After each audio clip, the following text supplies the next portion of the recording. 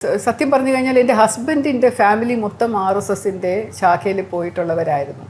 എൻ്റെ ഭർത്താവ് കുട്ടിക്കാലം മുതൽ BJP വിശ്വാസിയും RSSൻ്റെ കാര്യങ്ങൾ വിശ്വസിച്ചപ്പോൾ കല്യാണം കഴിയുന്ന സമയത്തും അദ്ദേഹം ഇതിനെപ്പറ്റിയൊക്കെ പറയുമെങ്കിലും ഞാനൊരു ന്യൂട്രൽ പോലീസ് ഓഫീസർ, പൊളിറ്റിക്കൽ പാർട്ടിയിൽ ഒന്നിലും ഒരു ഇടപെടാത്ത ഒരു പോലീസ്. നമ്മളത് ശപഥം എടുക്കുമല്ലോ, ട്രെയിനിങ്ങിൻ്റെ സമയത്ത് നമ്മൾ ശപഥമെടുക്കും, രാഷ്ട്രീയത്തിന് അതീതമായി ജനങ്ങളുടെ നന്മയ്ക്ക് വേണ്ടി പ്രവർത്തിക്കുന്നു എന്നൊക്കെ പറഞ്ഞു. അപ്പോൾ ആ ശപഥം മനസ്സാലെ ഉൾക്കൊണ്ട് പ്രവർത്തിച്ചതുകൊണ്ട് ഞാൻ BJP രാഷ്ട്രീയ RSS എന്നൊക്കെ പറഞ്ഞു.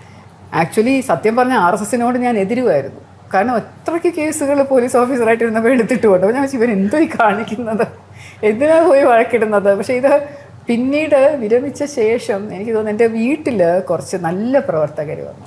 അത് വിശ്വ ഹിന്ദു പരിഷത്തിൻ്റെയും അതുപോലെ സേവാഭാരതി. അപ്പം ഇവരൊക്കെ ചെയ്യുന്ന ഇവർ RSS അല്ല, അനുകൂല സംഘടനകളാണ്. പക്ഷേ സേവാഭാരതി ചെയ്യുന്ന കാര്യങ്ങളൊക്കെ എനിക്കറിയാം. ശബരിമലയിൽ ചെയ്യുന്ന വിശ്വ ഹിന്ദു പരിഷത്ത് ചെയ്യുന്ന. അപ്പോൾ അവരുടെ പരിപാടികളിലാണ് ആദ്യം ഞാൻ പങ്കെടുക്കാൻ തുടങ്ങിയത്. ഞാൻ ഇതുപോലെ കുട്ടികളുടെ ബോധവൽക്കരണത്തിനായിട്ടും സ്ത്രീകളുടെ കുടുംബത്തിമേളയ്ക്കായിട്ടും ഒക്കെ അങ്ങനെ പോയാണ്. പിന്നെ അവസാനം കുറച്ച് പേര് പരമേശ്വർജി എന്നൊക്കെ പറയുന്ന അദ്ദേഹമൊക്കെ എൻ്റെ വീട്ടിൽ വന്ന് എനിക്ക് രാഖി ഫംഗ്ഷനൊക്കെ അങ്ങനെ വന്നാണ് ശരിക്കും എനിക്ക് RSSനോടുള്ള ഇഷ്ടം കൂടുതലായി തുടങ്ങിയത്. പ്രതികരണം എങ്ങനെയായിരുന്നു പൊതുവെ ഇങ്ങനെ രാഷ്ട്രീയം സ്വീകരിച്ചപ്പോൾ? ഞാൻ പോസിറ്റീവ് പ്രതികരണം മാത്രമേ കാണുന്നുള്ളൂ, ശ്രദ്ധിക്കുന്നുള്ളൂ. നെഗറ്റീവ് പ്രതികരണം ഒരുപാട് പേരുണ്ട്, ഒരുപാട് പറയുന്നുണ്ട്. പക്ഷേ അതൊക്കെ എനിക്ക് പോസിറ്റീവായിട്ട് തോന്നുന്ന എന്നെ സംഘീന്ന് വിളിക്കുമ്പോൾ എനിക്ക് ഭയങ്കര സന്തോഷം തോന്നുന്നു. കാരണം സംഘം എന്നുള്ള വാക്ക് വളരെ ശുദ്ധമായിട്ടുള്ള വാക്കാണ്. നമ്മുടെ ഋഗ്വേദത്തിൽ തന്നെ ഒരു ശ്ലോകമുള്ളത് സംഘചത്വം എന്ന് പറഞ്ഞ് തുടങ്ങുന്നുണ്ട്. സംഘബലം, സംഘത്തിൻ്റെ പവർ. സംഘി എന്ന് വിളിക്കുമ്പോൾ ഒരു കൂട്ടത്തിൽ ഒരു ആൾക്കാരുടെ ഒരു സംഘത്തിൻ്റെ ഒരു അംഗം, ഞാൻ ഒരു അഭിമാനം തോന്നും എനിക്ക്. രാജ്യത്ത് തന്നെ ഒരു IPS officer, retired DGP corporation ഒരു ഇതിൽ മത്സരിക്കുകയാണ്, വാർഡിൽ മത്സരിക്കുകയാണ്. അപ്പോൾ സ്വാഭാവികമായിട്ടും ഒരുപാട് പോസിറ്റീവ്സ് ഉണ്ടാവും, അതുപോലെ തന്നെ എതിർ രാഷ്ട്രീയക്കാരുടെ ഒരുപാട് ആരോപണങ്ങളും ഉണ്ടാവും. ഇപ്പോൾ ഞങ്ങൾ തന്നെ സോഷ്യൽ മീഡിയയിൽ കണ്ടിരുന്നു, ഇങ്ങനെ ഒരു ഇത് മാറ്റി ഒരു പട്ടികത്താൽ മാറ്റാൻ മുൻ DGP വരുമോ എന്നൊക്കെയുള്ള, അതായത് ഗ്രാസ് റൂട്ട് ലെവലിൽ പ്രവർത്തിക്കാൻ കഴിയുമോ എന്നൊക്കെയുള്ള ചോദ്യങ്ങളാണ് എതിർ രാഷ്ട്രീയക്കാർ ഉന്നയിക്കുന്നത്. എന്താണ് പറയാനുള്ളത് അതിനോട്? ഇതേവരെ ഈ ത്രിതല പഞ്ചായത്ത് തിരഞ്ഞെടുപ്പ്, സ്വയംഭരണ തദ്ദേശ സ്ഥാപനങ്ങളിലുള്ള തിരഞ്ഞെടുപ്പ് അത്ര പ്രാധാന്യത്തോടു കൂടി മാത്രമേ രാഷ്ട്രീയ പാർട്ടിക്കാർ കണ്ടിരുന്നുള്ളൂ. പക്ഷേ ഭാരതീയ ജനതാ പാർട്ടി ഇപ്പോൾ ഇതിനെ വളരെ ഗൗരവമായിട്ട് കാണുന്നു.